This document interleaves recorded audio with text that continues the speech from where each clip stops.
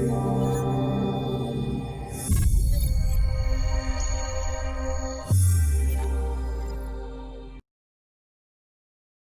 I hate to interrupt you. We do got a caller though. I'd hate to lose him. Okay. Oh, Paul Tylenda. We don't want to lose We'll Paul. We'll see. How's it going? This is the Jazz Cabbage Cafe. It's Paul. I can tell from the mellifluous tone. It's the excitement in the room. We know it's from the happiness that is Paul. You can't break reality like that. There's magic going on here. Oh yeah. Can't fight magic. So, Paul, you heard the conversation we were jumping in on. Paul Tylenda is a well-known Grosse Pointe area attorney who's defended cannabis clients, including the Blue Water Group. He's been involved in the agro situation and just a ton of other cases over the years, and been intimately involved in some of the discussions that led to some of the biggest moves that we've done in the community over the last 6, 7, 8 years. So, Paul, what's your take on this Detroit situation? You're clued in. Oh, it's unsurprisingly, it's kind of a mess. My understanding so far is that the ordinance to opt in to the MMFLA exists. It is effective. It was put into place and is effective as of January 4th, was my understanding of the date that the clerk was supposed to start accepting applications or providing paperwork. My understanding was that on January 4th, the clerk said that in no way they were to take any paper applications and everything had to be done through the website. Well, the website being shut down and essentially just containing a one-page warning or indication saying that the caregiver ordinance had been repealed and is no longer effective, and that they would start issuing applications in early 2018. So my understanding of the stall is that there's these two lawsuits, and I guess these lawsuits, who has standing and who's suing and for what reasons, what the real reasons are behind them, political, financial, or otherwise. The question becomes is how can the city clerk not issue applications or not accept applications, essentially not do their job, when there is no court order or nothing in place that's been the result of these lawsuits that says, hey, clerk, stop doing your job. My understanding is that there is this direction from the law department saying, hey, because these lawsuits are going on, you can't accept applications. I'd be willing to bet they're completely wrong on that position. The law department doesn't necessarily have the ability just to tell the city clerk to stop doing its job, absent some kind of court order or absent some type of instruction based on some authority greater than just these lawyers in the law department in the city of Detroit. It begs the question of, okay, what else is going on? What's really happening? And is there a way to get the ball rolling? And the first question that I had when I heard that people were trying to sue to stop the implementation of the ordinance was, okay, great. Someone's going to have to sue the city to do their job. Someone's going to have to sue the clerk to say, start taking applications. And I think that's actually an easier position to be in than suing to stop the ordinance. Suing to stop the ordinance sounds like a multi-year program, whereas suing to make someone do their job seems like a more immediate result. Wouldn't that be true? It's true because I think that the legal procedures and the remedies that are available to solve each of those issues are let's say, already in place. So, for instance, like the lawsuit requires a showing of proof or a showing of fact and having this judge make a decision on it. Whereas if the ordinance exists and you're merely suing for this administrative function to take place, you're suing for someone to do their job. You're not asking for anything other than enforcement of what already exists. Right. There's different writs that you can go about, getting to implement that and to go that route. That I think a lot of the companies that had been given the seal of approval by the city of Detroit, these dispensaries, these provisioning centers that had been pre-approved, under the caregiver model, those are the ones that, by law now have to apply by February 15th. Right. You can't sue after February 15th because your harm is done. The city's retort to your lawsuit in advance might say, well, there's no harm, so you can't sue without any damages. But again, I don't think it's as difficult to sue to have someone do their job, or even to produce a court order to have someone do their job than it is to have a lawsuit to stop the implementation of an ordinance. Right. So I think that's, for whatever, if there's a political reason, like my understanding is that one of the suits has to do with maintaining the zoning. And the reason they want to maintain the zoning is because it benefits their location. So they're using that lawsuit as a way to eliminate the number of dispensaries and the number of competition in the city. So they're using it as essentially a market advantage lawsuit, whereas the other one is the community standing lawsuit, which is the one community member can say he doesn't like it and raise an issue. But whatever legal arguments they have, I think it's hard for anybody to go to court and say, no, the voters are wrong. No, the city got it wrong. Right. Hey, but Paul, let me ask you. There are 10 currently approved provisioning centers in the city. Those are the ones you're talking about have to apply by February 15th. Is the current Detroit opt-in ordinance that went into effect January 4th, does that satisfy the MMFLA requirements? Because to me, I don't think it really does. That's a great question, Rick. That is a great question, and I tend to agree with you because if you look at the function of how that ordinance was passed and the language of the MMFLA, did Detroit opt in prior to December 15th? I don't think the answer is yes. However, there is a memorandum that was passed around right after Thanksgiving, maybe right before Thanksgiving, and it was, I believe, when Butch Hallowell was still within the city department. And it was a memorandum that essentially dealt with, hey, we have this new ordinance, here's how you deal with it. And they broke it down by saying the ones that were pre-approved just have to submit the new application and then they're all set. These groups have to reapply. This group has to have another inspection. And it broke down how they dealt with it. So it seemed in that memorandum that the city had anticipated the continued operation of these existing businesses. Whether or not that would give them any leeway or any coverage under their state application because of the temporary operation in the MMFLA, I think is a different issue. Now, are you saying that it doesn't work by December 15th because of the effective date of the ordinance, even though it was passed by the people in November? There's an effective date that goes past December 15th. Correct, okay. And I think that's the pinch on a technical. If the plain language of, I believe it was Rule 19 and the rules there, the emergency rules, if that is how that's to be interpreted, then yes. Now, part of me believes that if you really wanted to make an issue of it, could you sue and say the ordinance was effective upon certification of the election results? I'm no election lawyer, but I think there's some traction you could make and potentially say, well, if the city dragged this out and deliberately implemented it past this cutoff point, which is what it was designed not to do, you could gain some traction that way. But I don't know. I still think that issue is up to interpretation, and I'd be willing to bet that the city makes it sort of irrelevant because I bet you they'll push their closure of the clerk's office and their failure to take applications past February 15th anyway. We'd so like they won't give people. We'd like to believe that if it comes down to a judgment call, that the people that are currently involved in running the BMMR and the LARA would probably side on the side of approvals as opposed to some of the groups we've had in there previously. But Detroit may not even let them get the chance, right? I mean, they could just freeze everything.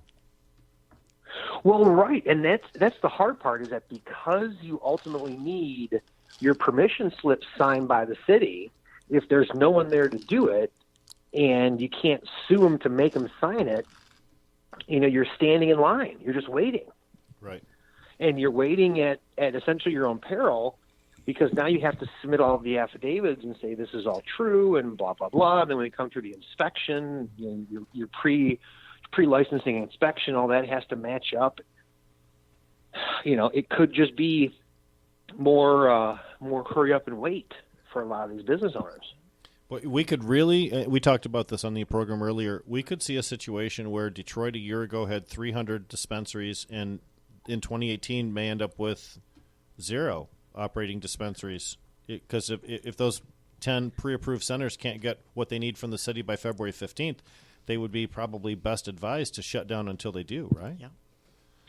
Yeah, and I tell you what, that's true, Rick, as long as those owners care about, let's say, the big picture or the long term. Right. As long as those owners care about licensing those facilities, as long as those owners care about complying with the city and with the MMFLA. Yep. I'd be willing to bet there's a lot of caregiver centers that will, riot out into the sunset. Yep. And whatever happens with the FLA application, that's what happens. You may get like quick business changeovers where it's like, oh, hey, this place was a caregiver center, but Bob owned it. And then I bought it from Bob. Now I'm going to send an application as an FLA, so none of his previous baggage applies to me. Were you open before this? No, I just bought the place. So I think you're going to find, just like we always have, there's going to be a lot of people who are going to continue the cat and mouse game of if, then, therefore, can I still apply at the end? Can I still stay open now? A lot of legal gymnastics as we used to. Do you see any zeal on the part of Detroit officials to actually go down and shutter any of those businesses that stay open, even though they may not, technically have the bona fides to remain in existence? I think that to say that we would see something like we saw in the past 2 years where they were shutting them down at a pretty aggressive pace, I think that's done with. I think that you might see some things getting shut down because they're so loud and proud and they can't get their permits renewed.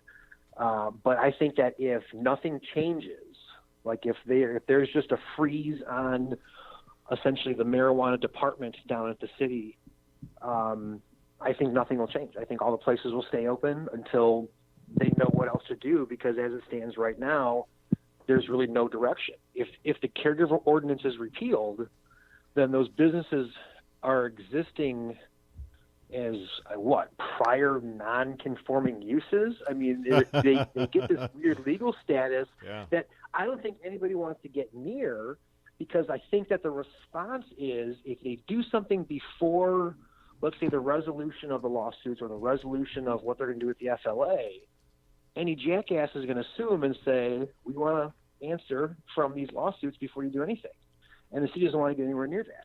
I think they're content with the number that they're at now, and I believe that they think the number will only go down because of what's happening.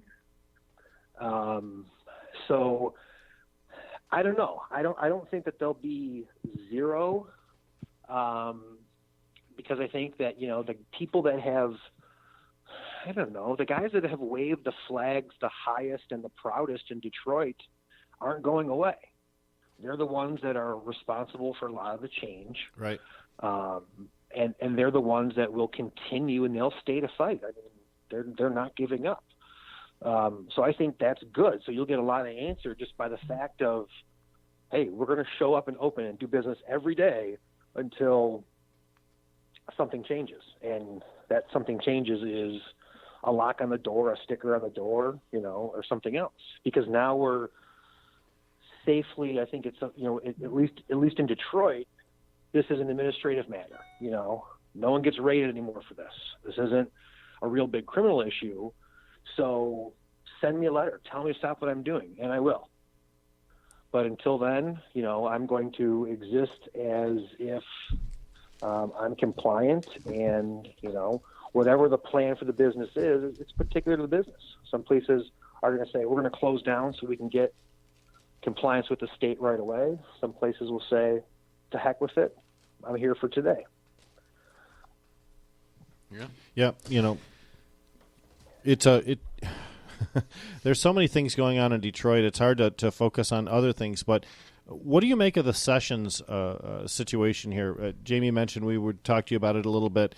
We've heard a lot of different voices today. Mr. Beck was on. We had a gentleman from the North Oakland County Republicans, and it's a variety of perspective. Toss yours in on there too. The more that I think about it, and the more that I'm sort of seeing other people's attitudes and where things lie, I guess primarily what Sessions did was overturn Obama-era memos, Obama-era ideas. So in a simple, let's say, politics in a vacuum, it's very consistent with what Trump is doing. It's overturn Obama stuff no matter what. It doesn't matter what it's about. So that's the political issue, is to say, if they're overturning the Ogden and the Cole memos because those are Obama issues and it means nothing more than that, okay, that's one thing. To say that he has, and this is the language of the memo was weird, is to say that he just put marijuana back up as a regular old crime and not as sort of a back burner crime doesn't really change the landscape, because his memo makes it sound like marijuana all of a sudden was this Class B offense, and it really wasn't, because marijuana really never stopped being enforced. There just wasn't a lot of funding for it, and the priorities changed because of what the real crimes were at the time, the opiate problem that came around. Right. A lot of here regionally, in the Eastern District, we have federal corruption cases. We have the Kwame problems.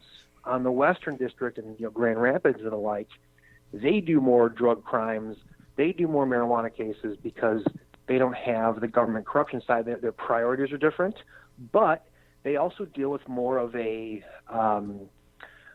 interstate transport issue, where western side of the states are doing western side of Michigan doing a lot of business with Chicago and the like. I-94 corridor, yeah. Yeah.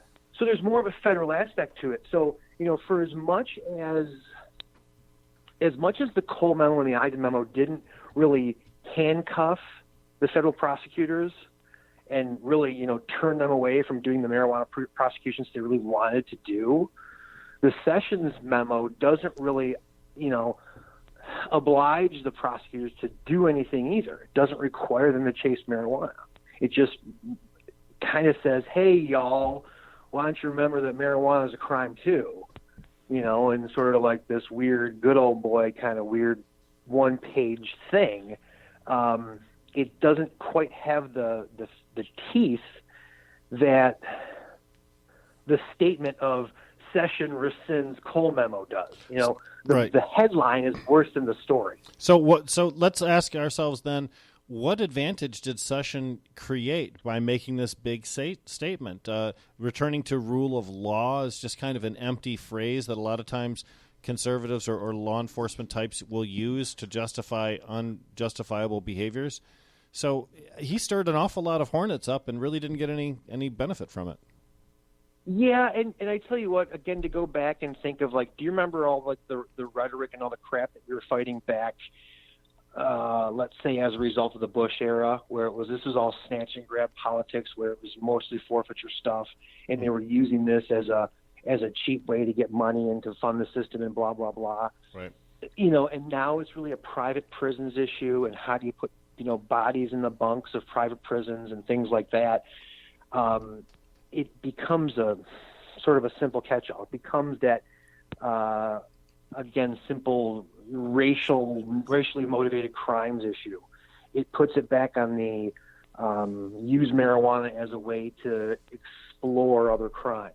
Make marijuana evil again, so that it becomes the burned-out taillight of society. Right? You see this, and all of a sudden, I'm going to fucking make your life hell. Right. I'm going to go to town. I'm going to pull you over and go crazy on you. There's that in terms of like the nefariousness. I mean, conservatives love that type of rhetoric because it makes them look tough on things that, obviously are important. But again, I think there's a lot of monetary stuff to it. But it's hard to take credibly because all of this comes on the opiates are really bad and opiates are terrible and opiates are killing people. Oh, and marijuana is bad too. It's just like, well, no. I mean, the reason we're finding out that opiates are so bad is kind of thanks to medical marijuana. Because there's this transition, because we have people who are surviving from it, because we have people who are transitioning off of it, we're getting real live stories and we're seeing real deaths of regular people from doctors' prescriptions and, people getting healed from a plant. So I think that there's this awareness that now gets contradicted by saying, oh, it's a crime too. Or, oh, it still is a crime. And that's where I guess I'm okay with the Sessions thing, is that if his memo was a political reminder that marijuana is still a crime, I can't imagine that any attorney is really going to have their minds changed or their jobs changed or their work priorities changed over that memo. I think the overwhelming, the majority of opinions we've heard tonight were that this could possibly spur better action by Congress to right-size marijuana laws, because obviously the more that the light of inquiry is shined upon marijuana's prohibition, the more people come to the realization that it was done for illogical purpose, and to perpetuate it is to perpetuate that problem. I think we may end up benefiting. Well, and that's the hard part too, is that you may be right, and there may be some positions to where, let's say, Trump cans Sessions. Trump could look like the good guy and win back the pot voters. Trump could do something that contradicts this and wins back some of these people that he thought, or that thought that he was on their side. So there is some advantage. I don't know. I think that the political tool of marijuana that is been pretty acknowledged and has become more forceful over the years, I think this makes the issue larger so that you can use it as more of a partisan issue and more of as a divisive issue, and it brings it more on the table, because now we were sort of moving towards everybody's okay with marijuana to now it's a partisan issue. Now you can use I'm pro-marijuana as a position politically again, and it means something. Right. Because now, so that's, and the fear is that in our political climate, like, pot is kind of passé when democracy crumbles, but it becomes one of the issues of liberty that I think a lot of people who have become more politically aware are going to latch onto. Well, again, as well as I do this, the marijuana issues come at a time when you expect a lot of Democratic voters. Yep. The marijuana issues come around when you expect a lot of social issues or social voters. Conscious voters. The other thing is there's a lot of states in the United States covered by Sessions that don't have as advanced of a cannabis law system as we have here in Michigan. This could be a negative influence over some legislatures and some voters in certain districts that were fence sitters and sort of could or couldn't take, marijuana law reform. When Sessions throws cold water on their fire, then that does sort of depress the evolution of laws in some of those other states. I'm thinking like Iowa. I'm thinking about like Nebraska. People like that. There's not really a strong push for modernization of those laws. So the advocates there are probably going to have a much more difficult road to hoe now. Well, and I agree. And I've been thinking about this too, is that, I mean, you've been doing this as long as I have, guys, and the old rhetoric of, well, isn't this illegal against federal law? And you're like, well, yeah, but who gives a shit? Yeah. Like, I'm waiting for these questions from the city councils or whoever these government officials are who are less learned on the issue, who are going to ask me, well, doesn't the Sessions memo complicate things and do all this? You're not paying attention. If you as a municipal official think that the federal government actually governs the way you do business in your town. I mean, it blows my mind sometimes to think that I'm going to have to go through and have this argument again. Like, isn't this illegal? Should we be doing this at all? It's like, God. And I think that was part of the intent. His intent was to throw ice in all of this. This was a huge chilling effect was intended by him coming out to say this. This has put a lot of people on ice. Yeah. It curbed a lot of the excitement, a few days after California legalization. Sure, distracted us from Trump's latest tweet storm too, right? All of those things. I mean, when you think about, the sheer economy. I mean, just the number of people that can now legally use marijuana just based on California's population. That's like, I don't know, 5 other states' populations combined. So the social power of marijuana access is huge, and he had to chill that. I also think that what you're going to see now more of is because, again, Hollywood's in California, you're going to get a lot more marijuana-friendly television shows and things like we saw on New Year's, where it was like, oh, you're in Colorado on New Year's and you're smoking joints, it's no big deal. It's legal, you can show it, not to blur it. You're going to have more of that portrayed on television, which will have, again, normalization, which will combat that chilling effect. It'll be like, everybody uses pot. It's no longer just passé, and for bad kids, it's as joked about as alcohol. It's normal. Yeah, that would be nice. Kevin Sabet fed into everything by saying, this is great. There's going to be less investment now. It's going to slow that down and all that kind of stuff. And there was the federal prosecutor in Massachusetts who says that even state legal activity is not off the table as far as enforcement goes. So that effect has been prevalent in some places, but many other places are still just moving forward and not really paying as much attention to it. We are coming. I'm sorry. Go ahead, Paul. We got just a couple seconds left because we're coming up at the end of the show here. We in Michigan, we've agreed to that. We know we signed this waiver saying we agree there's a federal conflict here. I haven't seen any real change of heart in the people that actually want to do this, which I think is good for the industry because it scares off the easily scared. We don't need them anyway. But I also haven't, the couple federal prosecutors that I know. None of them have really, like I said, changed their minds about chasing marijuana cases. So, well, good news from Michigan. Hey, Paul, I thank you so much, man, for calling in today. We'll Seriously, hear from you again. Absolutely, have a great one. Thank you. Thank you. Take care, guys. Bye-bye.